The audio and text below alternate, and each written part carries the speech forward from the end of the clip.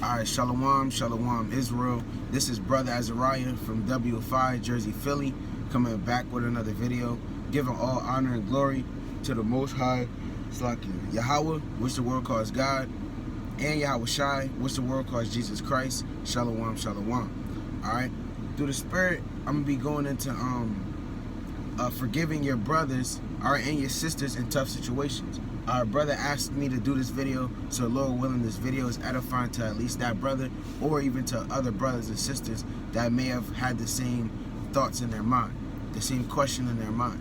Alright, so again, like I said, like in this truth, you're gonna have conflict in the truth. Alright, now being that you was in the world, used to have conflict with your friends in the world, alright, you know, for small things, folly. You know, a lot of Jake used to smoke weed or drink. Now, if your brother in the state or in the world, if your brother in the world, he may have smoked your weed. All right. Then they was getting into full fight altercations and da. Okay, those were things that happened in the world. Or even Eve damn fighting over a man or having a squabble over a man. It's damn 7 a.m. in the morning. We just get into school, and E talking about, yo, you know, I'm about to fight this girl. I'm about to fight Shaquante because, you know, she slept with my man last night. All right? So you had these different beefs in the world. Now that you're in the truth, you're still going to have strife and debate. Are you going on social media? You got brothers talking about one another. All right? Brothers calling brothers out of their names. All right, throwing disrespectful terms on brothers. All right, these things even take place in the truth. Now, you have to understand that we're still in the curses. Just because you came in the truth, that doesn't mean, oh, the curse is over. No. In this truth, you're always going to have these same curses. It's the book of Proverbs 17, verse 17. All right? This is Proverbs 17 and 17. A friend loveth at all times. So a friend, he's going to love you at all times, even when it's going good or when it's going bad. Our friend is going to love at all times. And a brother is born for adversity. So your brothers that's in this truth or your sisters that's in this truth, you're going to have adversity. There may be something your brother may say that offends you. All right? Likewise with a sister, she may do something that may offend you. Then there might be an altercation, a squabble. Certain things may take place. Sometimes it gets out of hands. All right, and sometimes brothers kind of tap in their spirit and understand. Well, all right, I'm gonna leave this alone. I know what this is gonna turn into. That's the mindset you should have. Like he said, a friend loveth at all times. Love is gonna tell you, okay, let me chill before this gets out of hand. But some brothers, you know, or the Lord kind of sent a spirit on brothers or sisters, and they throw damn more wood onto the fire. Then you have that adversity. Then you have that strife. That's going to take place in this thing, man. But even though you have strife and debate, you still have to come back together and be friends again. All right? You have to amend your ways. This is the book of Sirach 22 and verse. I'm going to start at 20. This is Sirach 20 and 20. Sirach 22 and 20. It says, whoso casteth a stone at the birds, frayeth them away.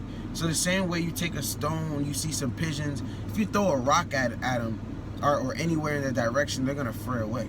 All right? Just like any other wild beast. It says, and he that upbraideth his friend breaketh a friendship. All right? So he says, he that upbraideth his friend breaketh a friendship. Now, upbraiding is a type of rebuke. All right?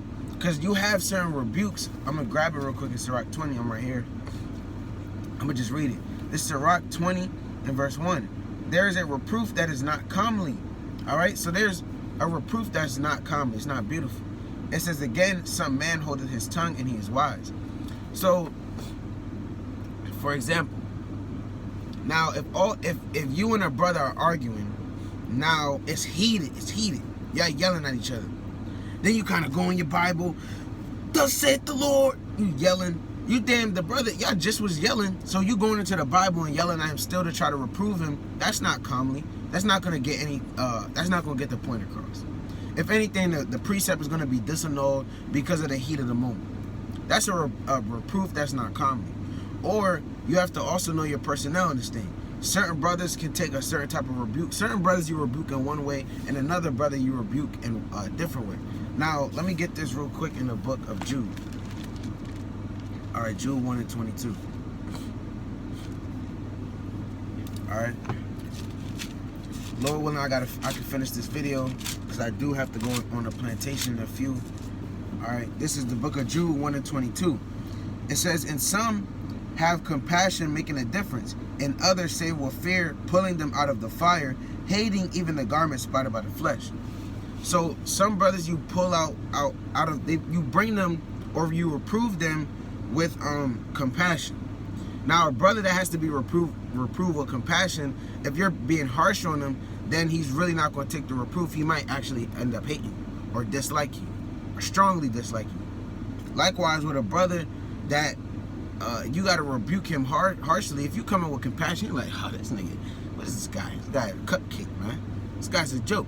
All right, or a sister, she may think she's strong and firm. You come in with compassion, sister. No, they're not hearing that. They need a firm reprover or firm reproof or firm correction. All right, so they may not take the compassionate route that you're trying to go with. They may not take that. So you can't reprove a man, like I said, that you have to reprove with compassion harshly. Likewise, a person that has to be reproved harshly, you can't reprove them with compassion. That's also another form of rebuke that's not comely, because now you didn't get your point across. Now the person, he didn't really get edified. So again, it says, there is a reproof that is not comely, and again, some man holdeth his tongue and he is wise. So going back to Sirach 20 in verse 20, it says, "Whoso casteth a stone at the birds frayeth them away, and he that upbraideth his friend breaketh friendship." So when you upbraid your friend, like I said, you're giving him a reproof that's not common. So if you're rebuking a brother in a certain way and it's not done the right way, for example, I gave the first example earlier, y'all in a heated debate and now you're yelling, you're trying to bring out the precept to reprove the brother or cut the brother by yelling. That's not going to do anything. That's a rebuke that's not common. Or you may say certain things that's like, damn, brother, you didn't really have to say that. All right? That's a rebuke that's not comely. That's upbraiding your friend. That'll break a friendship. All right? Certain things can be said. Certain words can kind of unlock certain feelings in a certain brother. Certain things you may say to me, it may unlock a certain feeling. Whether it's anger, strife, or malice, all right? Love. You may say something that may unlock love. Or you may say something that may unlock compassion. All right, certain words can do certain things. Words are very powerful in this thing. All right, that's why he said the world is a world of iniquity. All right, and it's set on fire of hell. Paraphrasing in the book of James, the 3rd chapter. All right, I believe it's verse 6. All right, so you got to kind of know what you're saying, so you don't break your friendship. A lot of times in the world, a brother will say something to their friend and they're like, damn. At first I was going tit for tat. It was like a damn rap battle.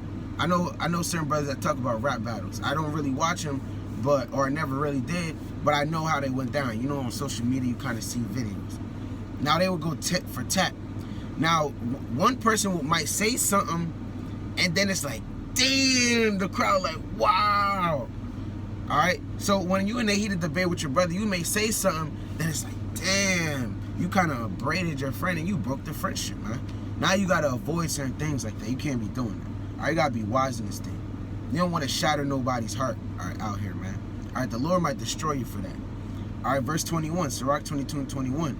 It says, though thou drewest a sword at thy friend, because it's like a sword. Remember, the Lord said his word is as a two-edged sword, all right, cutting even asunder the soul and the spirit, even down to the marrow, paraphrasing. All right, so your words will do the same thing. It's like your words kind of just damn destroyed men. All right, you destroying men with your words. Let me read that again. It says, though thou drewest a sword at thy friend, yet despair not, for there may be a returning to favor. So hey, don't be like, damn, I don't know, man, this brother might not be my friend again. Hey, you may be able to amend that friendship. You may be able to super glue it back, all right? Or you may be able to get it back in place fully, man, all right, as if it never broke. All right, you may be able to do that, all right, through the Spirit. Verse 22. If thou hast opened thy mouth against thy friend, fear not, for there may be a reconciliation. That goes back to your brother is born for adversity. So if you're born for adversity, you're always gonna, at times it's gonna be adversity, but there's a way to come back. There's a way to be friends again. All right. Now, however y'all become friends again, that's between you and that person. That's you. You got to know your personnel. You have to know one another. You have to know, all right, I'm gonna say this, then the brother, he gonna, kind of come back and be my friend again. All right. So I'm gonna read that again.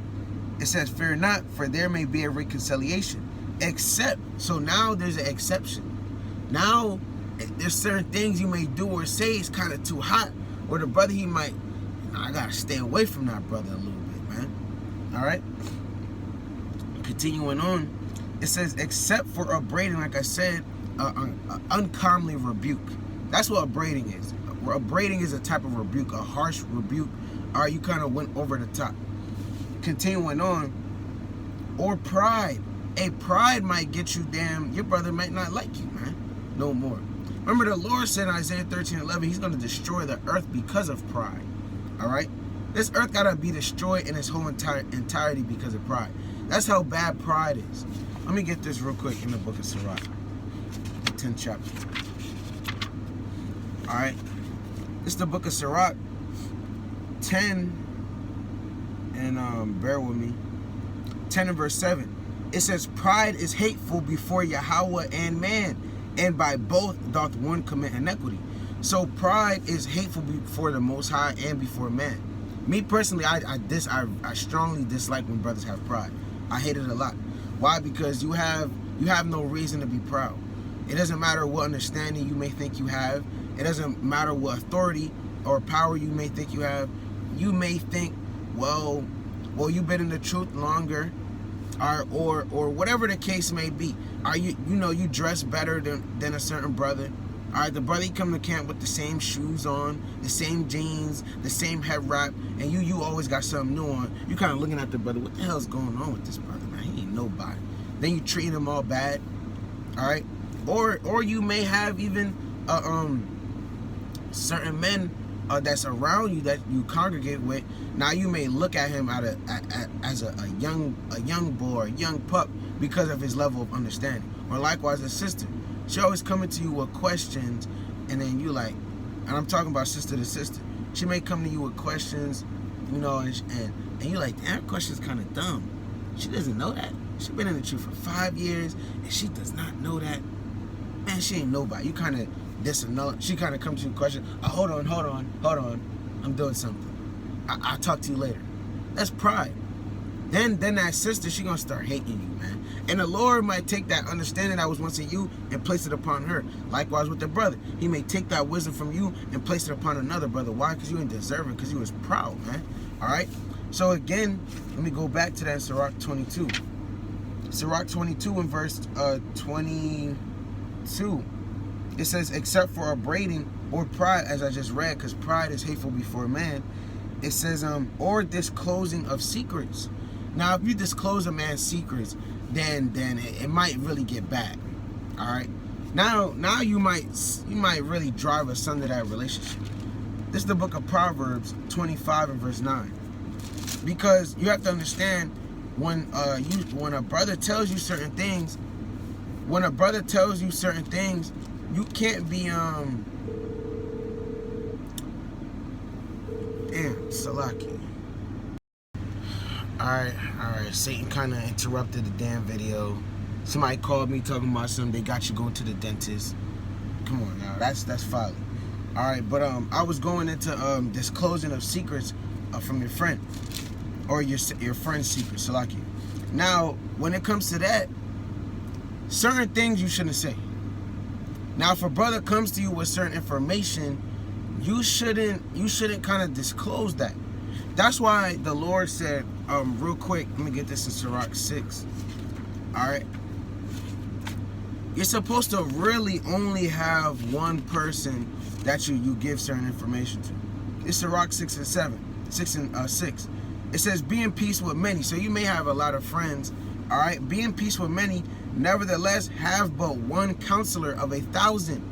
So out of 1,000 men and women, you have one counselor.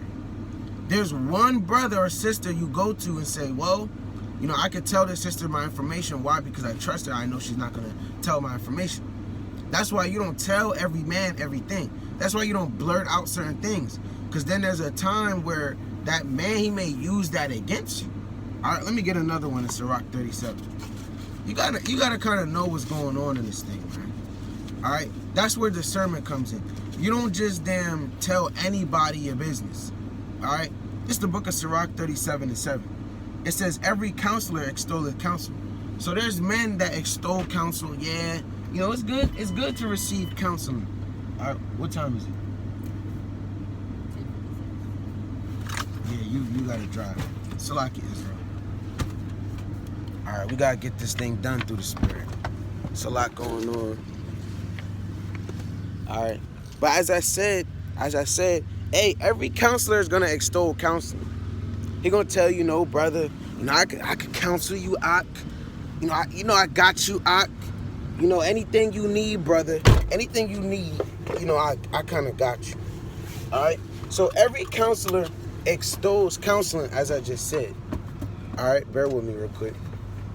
All right, every counselor extols counseling. Continuing on, it says, but there is some that counseleth for himself. So there's some man kind of counseling you for his own reasons. All right, trying to persuade you to tell him certain things so he can run to the next brother and go tell him. All right, continuing on, it says, but beware, Slakia. It says, but beware of a counselor. It says, but beware of a counselor, and know before Slakia. Damn, driving the bumps, I can't really read it right. All right. So this is Sirach 37:7 from the top. Every counselor extolleth counsel, but there is some that counseleth for himself. Beware of a counselor, and know before what need he had. So when someone's counseling you, you have to know, again, it all goes back to discernment and knowing your personnel. You have to watch brothers in this thing. All right, if you're in this truth and you just thought, okay, well, I don't have to watch brothers because now we have fringes on, now we know our nationality, you're sadly mistaken. Okay, I've heard stories of sisters coming into congregations and stealing from men, all right, acting as if they trying to court the brother, all right, and it end up just damn robbing the man and taking all his money, all right. Now the brother, he can't pay his rent. All right, hold on. Now the brother, he can't pay his rent. All right, he can't survive now. All right, so you got to watch people. All right, then you got brothers trying to take other men's wives in this thing. All right, these things take place, man. All right, talking about some stand outside and we gonna counsel your wife. All right, and then you could come in the next 30 minutes or so, or out. All right, and then your woman come out and her hair all jammed up. You know, you kind of see her tracks now. All right, you know what's going, you know what just happened. She smell all weird. All right, these things happen in this truth, man. All right, that's why you have to know what need he has before he's counseling you. All right, it says, for he will counsel for himself, lest he cast a lot upon thee. So he's gonna counsel for himself. For example, I made the analogy. Now there's a game me and the brothers plays called Palace. Now in Palace, the objective is not to the man that's beside you, not to let him get out before you. Now I played a game with my mom and my uncle. Now at times I taught them how to play the game. Now the objective, obviously, I'm trying to win. That's the point. All right, and that should be their point as well. That should be their mindset. Now, me in the game, I'll say, hey, I'll kind of call to my uncle, hey, do this, put that card down so you can block her. And ultimately, I want him to put that card down to block her so I can get rid of a certain card that I needed to get rid of. That's what it means when it says, and know before what need he hath, for he will counsel for himself. It's like you. For he will counsel for himself, lest he cast a lot upon thee. Now, I may have had losing cards, but because I kind of controlled them with my words and said, hey, put that card down. Now they fell for it. Now I won, and the losing lot, it fell upon them. That'll happen. There's brothers that will do that to you. That's why you don't kind of disclose certain information to certain people, man. All right. then so that's how you ultimately, that's how you avoid someone telling, telling somebody else your damn business, man. All right. But again, with that even being said, a brother that does receive certain information, you may know you're not the man to go to for counseling. You still don't go and tell another man's business, because now you're putting your relationship in jeopardy with that man. So let me go back to this in the book of Proverbs, the 25th chapter. This is Proverbs 25 and verse 9. It says, debate thy cause with thy neighbor himself. So if you and a brother have a problem, you go and debate it with him. You don't go to damn another brother, I really don't like that the brother does this, but damn, you won't ever say it to his face. All right? What the hell is that? That's a coward. That's what that is. That's being a coward. You gotta go tell that brother to his face, man. Don't tell me. All right, go tell that brother. So if you have a debate or a problem with a brother, hey, go tell him to his face. It says, and discover not a secret to another. All right? And you don't discover another man's secret, man. Secrets are called secrets for a reason. Hey, that secret, that brother may have, the brother may have been holding that secret for years, and he finally told you, and then you went and told somebody else. That may shatter that man's spirit, man, so badly that he might fall out the truth. Now, ultimately, that would be from the Most High. The Most High took him out the truth. But on a carnal level, hey, you just made that man fall out the truth, man. Why? Because you want to go and run and tell his damn secrets. That's off. Verse 10, lest he that heareth it put thee to shame. So the man you told this secret to, he kind of put you to shame. He go and tell the brother. He go tell the whole congregation, yeah, brother, don't tell this brother your information, because he just told me that brother's information. Now the whole congregation kind of watching you. They be wary of you, man. Now you put to shame. Your name is all jammed up. It says, and thy infamy turn not away. Now that's not gonna go away. If you're known for being a damn liar, that's not going away. If you're known for being a thief, that's gonna be like that forever.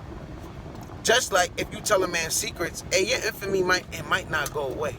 All right, brother's kind of looking at you. I can't say this. They was about to say something, but then they kind of put their hands in their mouth because they seen you. And then you like, damn. See that? You damn put the shame out here, man. Let me see if I want more on that. All right, that's all I want on that. All right. So, hey, in this thing, if you discover a man's secret, hey, that's pretty bad. I'm kind of compelled to get another. This is Sirach 27 and 16. All right. Sirach 27 and verse 16. And it says, whoso discovers secrets loseth his credit. So when you discover your secrets, somebody's secret, Salakia, now you lose credit. Now it's like, I gotta watch this brother now. I can't really trust him. All right. And shall never find friend to his mind.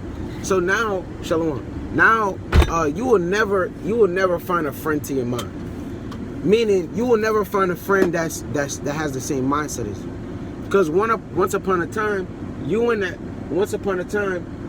that brother, y'all was very close. Y'all shared the same opinions.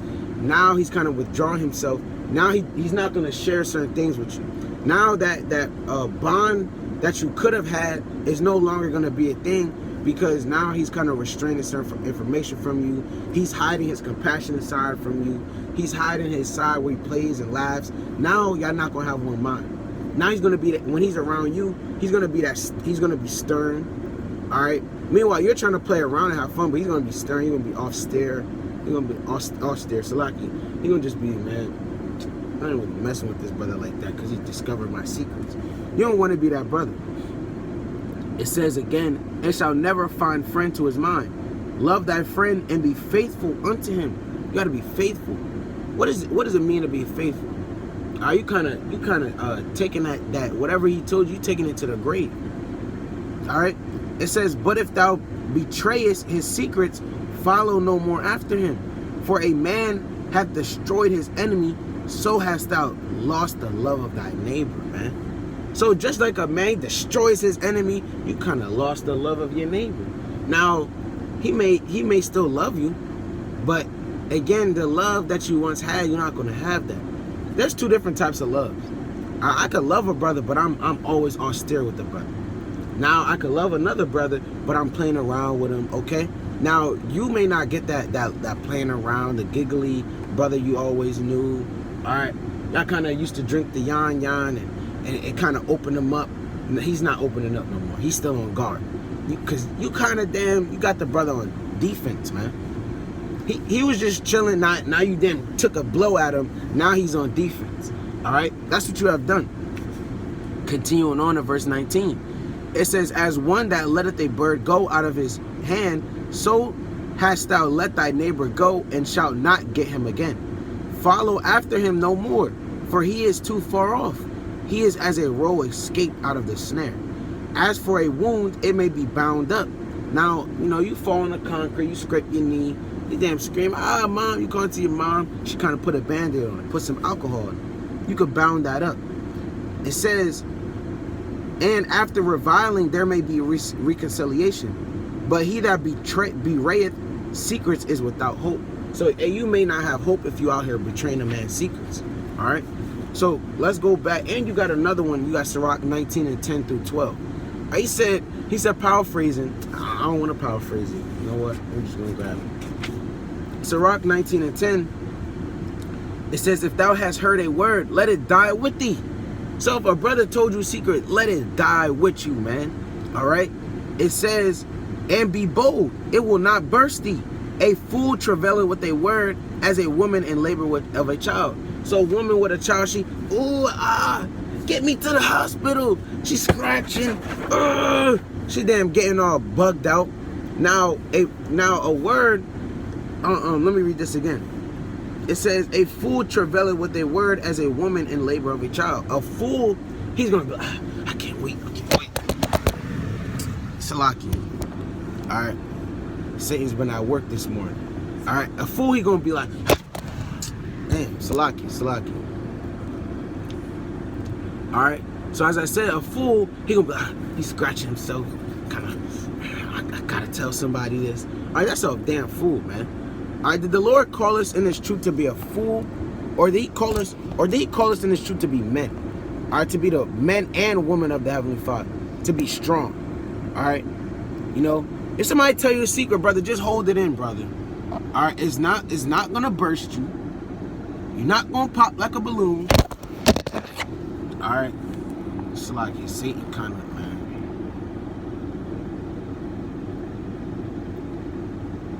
Lord willing, that stays like that. All right, the secret is not going to burst you open and you damn all jammed up now.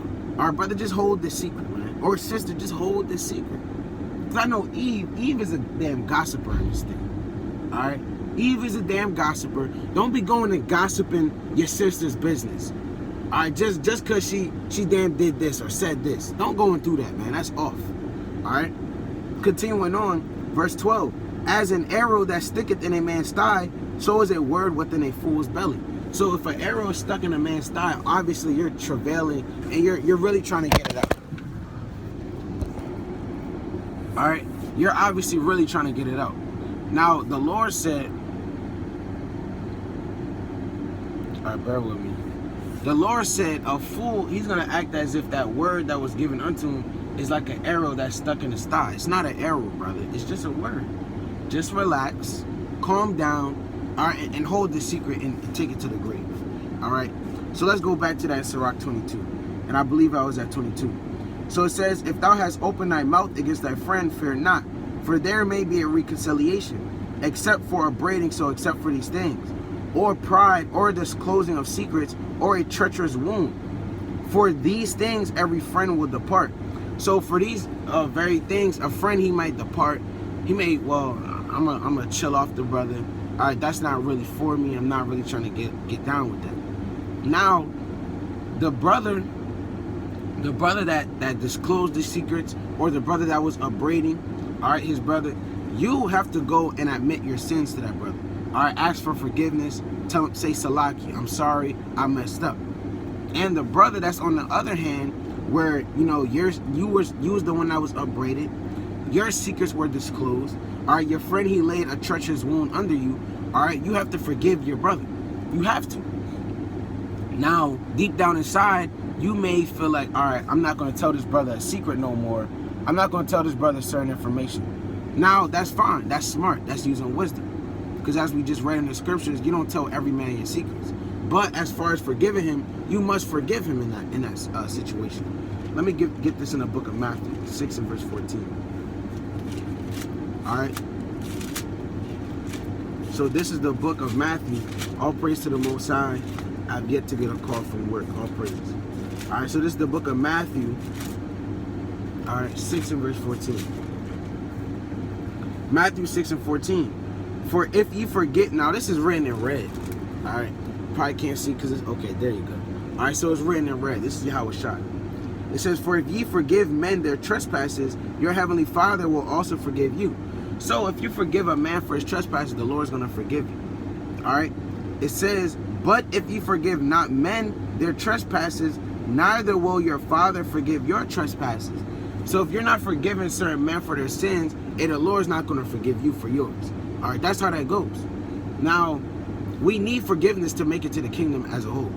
So when these certain situations come up where your brother has, he maybe disclosed your secrets, or your brother, he may have laid hands on you, all right? And you still got to forgive your brother. Because if you do not forgive him, hey, you're not going to make it to the kingdom. I'm telling you that right now.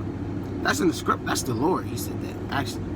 That's in the scriptures, man. Yahweh Shai said that, all right? Which he ultimately got that power to say that from the Most High God, Yahweh. So through the Spirit, if you don't forgive your brother, you're not going to make it. Now, we understand we go into times past, and the Lord has forgiven brothers for some terrible sins, man. Let me go to 2 Chronicles, the 33rd chapter. All right. This is the book of 2 Chronicles, the 33rd chapter. Now, this is going into King Manasseh. All right. This is where the prayer of Manasseh came from, that we have in the Apocrypha. All right, this is the book of 2 Chronicles 33, and I'm going to start at 1. I may read a lot of the chapter, all right, so bear with me. Sirach 33 and 1. Manasseh was 12 years old when he began to reign, and he reigned 55 years in Jerusalem, but did that which was evil in the sight of the Lord, like unto the abomination of the heathen, whom the Lord had cast out before the children of Israel. For he built again the high places which Hezekiah his father had broken down, and reared up altars for Baalim, and made groves, and worshiped all the hosts of heaven, and served them. So now this man, he's doing the worst thing you could possibly do. He's putting other gods before the Most High. Now the Lord gave him a certain judgment. Let's skip down.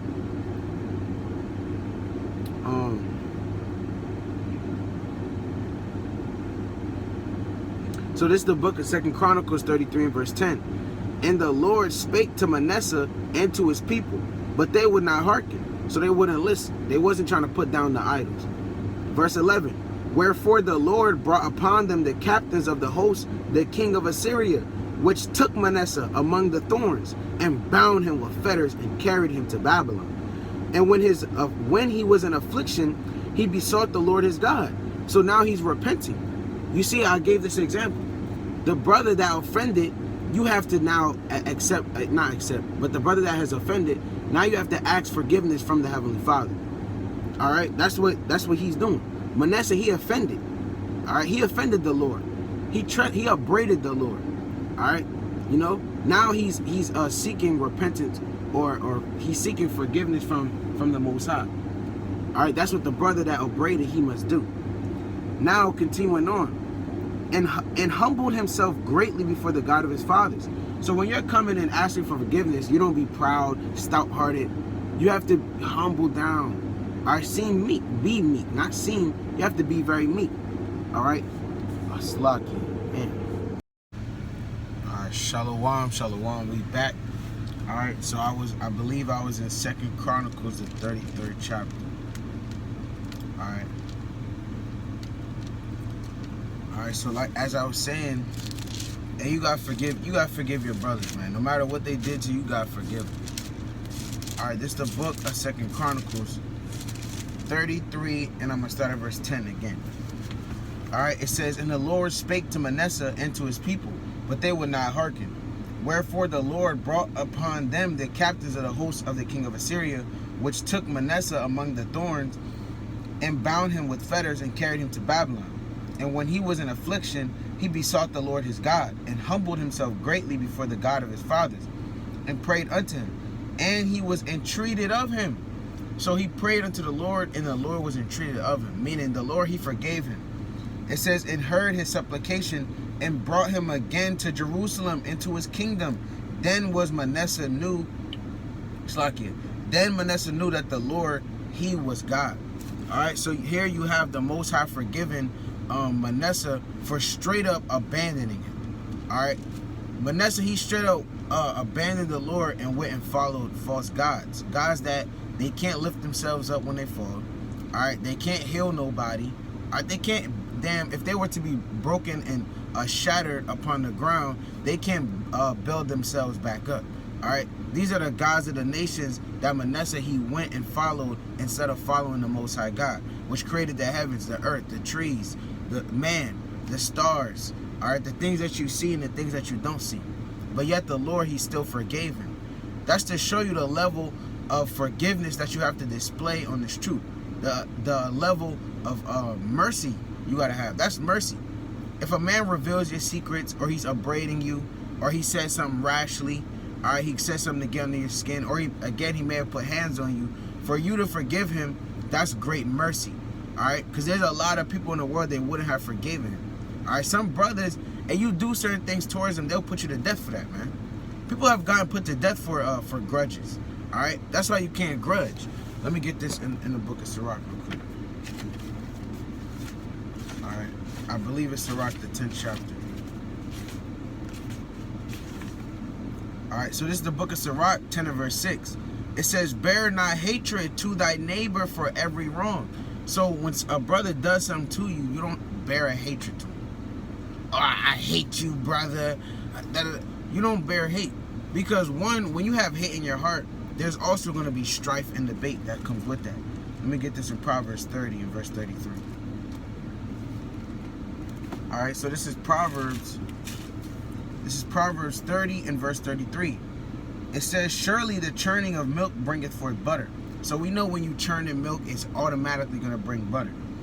And the wringing of the nose bringeth forth blood. So you all messing with your nose, you jacking your nose all up, then blood's going to come out. It says, so the forcing of wrath bringeth forth strife. That's bearing hatred. All right, when you bear hatred, all right, that's wrath. I'm going to read it again. It says, so the forcing of wrath bringeth forth strife. Now, when you're holding a grudge, you're forcing yourself to wrath.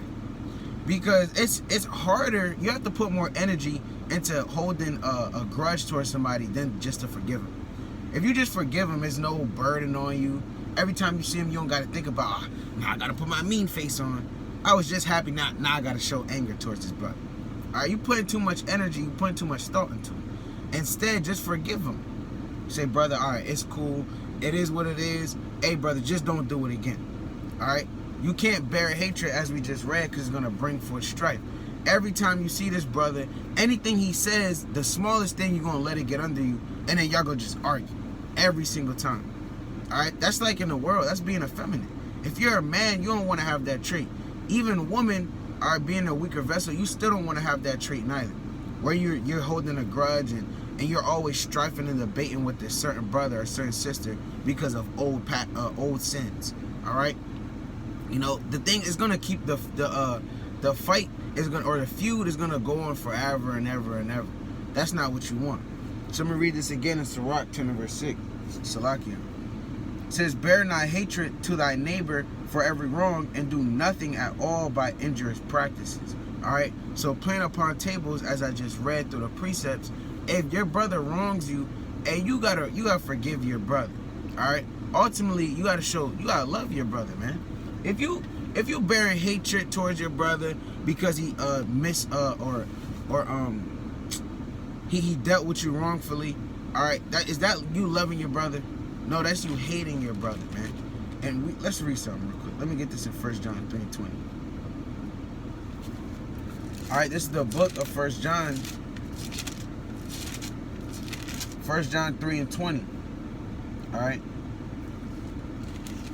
So I believe it's verse 16. All right, let me get this in 4:20. So this is the book of 1 John 4 and verse 20. I remember what I wanted now in 3. I'm going to get it real quick. It's 3 and 15. All right, so this is the book of 1 John 3 and 15. Whosoever hateth his brother is a murderer. So if you end up hating your brother, you grudging towards your brother, you have a grudge towards your brother or your sister, the Lord said, now you're considered a murderer. Why? Because if anything happens, and you're not gonna help him. All right, some may go down and you kind of just let him rock. All right, he may be in a bad situation. That's like say we on you walking down the street. Now you see that brother that you had a hatred towards. It's a group of Edomites just beating on the brother, and you watching, you like, no, I don't really give a damn about that brother. All right, and then them Edomites kill your brother. That's on you. You're a damn murderer, man. Just like them Edomites, they murdered your brother. You watched it and you allowed it. Why? Because you hated your brother. You're a damn murderer, man. In that situation, you're supposed to help your brother out. That's what the Lord said. The Lord said you're supposed to defend your friend. If you're a real friend, you're not gonna let a hatred, not hatred, but a little argument, all right, cause you to hate your brother and now make yourself a murderer. Now, you see your brother in a bad spot, and you allow, like I said, you allow these Edomites to damn destroy him and put him to death, man. All right? This is the book of Sirach 22 and verse 25. Sirach 22 and 25. It says, I will not be ashamed to defend a friend. So you may, again, like I gave the example, you walking down the street, and you kind of watching your brother get beat up, but you're like, nah, he kind of revealed my secrets. All right? He kind of upbraided me last week. I don't know. I'm going to feel bad. I'm going to feel ashamed of myself if I go help him. Because he done damn messed up my day. He got me all in my feelings. The Lord said you shouldn't be ashamed to defend your friend. If that's truly your friend, that's truly your brother, no matter what the hell the situation is, and you're going to go and help your brother, man. You're going to fray them Edomites away. All right? That's like if the brothers that go out there on the streets, what if those brothers weren't to teach? What if they said, no, we're just going to continue to watch the oppression of our people and watch these people be destroyed while we just play the game all day and hoard up the knowledge to ourselves? We would also be considered a murderer. That's hating your brother. But what do? We go out there and we're fraying the nations away. Like the carpenters in Zechariah, the 1st chapter. All right, he said the carpenters, which is the 144, are the elect. The carpenters, they're going to go and fray away the nations from Israel, man. That's what we're doing now. We fraying them away. We defending our friends. We're defending our brothers. Because we wholeheartedly say all the time, hey, I love my brother. Hey, I'm going to die for my brother. I'm going to do A, B, and C for my brother. All right? Well, you got to go out there and defend him when it really matters. When it's crunch time, now you got to really help him out. I'm going to read this again. It's Sirach 22 and 25. It says, I will not be ashamed to defend a friend, neither will I hide myself from him. So you're not going to hide yourself from your friend, all right? Or even, I'll give another example. Say he damn lost his mom. His mom isn't the truth. Now, y'all just argued yesterday. His mom, all right, it was the 4th. Y'all argued on the 4th. His mom died on the 5th. You kind of see the post, all right? And mind you, you're his best friend, and it's true, all right? And you kind of just watching like, nah, I don't want to help that nigga. That nigga was talking bad about me yesterday. That's going off, man. That's you hiding yourself from your friend. Because now he needs you. Now he needs that comfort. All right? Now he needs that compassion. Now you got to go and help your friend out. Now you kind of got to go and console your friend. All right? Spiritually wipe away his tears with the scriptures. That's what you're supposed to do. You shouldn't hide yourself from your friend. All right? You got to defend your brother. Let's get one more in Sirach 6 and 14. This is the book of Sirach 6 and verse 14. It says a faithful friend is a strong defense. So a true friend is a strong defense. Now when your brother, he kind of falling down into something, all right, you watching it, now you're going to go and defend him. You're going to be strong for him. All right? Say for example, you and your brother get locked up in a FEMA camp. Now Esau, he got the guillotine down the hallway. All you hear is the chops of the guillotine. Shing, shing, shing. And it's kind of just rapidly, just shing, shing, just cutting people's heads off. It's not cutting cheese. It's not cutting meat. You hear men, women screaming, all right? Infants, ching, getting their damn head cut off. Now, you and your brother, you in the cell. Now, say the Edomite, he kind of come up. Which one of y'all want to die first? And you kind of look at your brother. He snot coming out his nose. He damn, his eye, yo, the tears is just damn falling down. All right, you would have thought the brother's leg got amputated or his head got cut off already, man. The way he's shaking. All right, the room is hot. It's damn 80 degrees in the room. He's shaking like it's cold. And you know in the spirit, you're like, you know what? I'm strong enough to do this. Now, say you was to just allow your brother to just, you know, or for, like I said, you just allow the Edomite to just grab your brother up and say, all right, no one wants to answer? All right, I'm going to grab him up since you're the weakest one. Because that's Esau. He's Satan. He going to go for the weakest one. And then your brother, you know, he kind of lost faith, man. He lost faith because he can't handle him dying for this thing, man. But you had the spirit in you to die for this thing. You know, that brother, in that moment, he lost that faith because why? You didn't sacrifice yourself. What you should have done was be a strong defense to your brother. You should have sacrificed yourself. You should have, you know what? I'll do it. Because your brother, he's not in a right state of mind.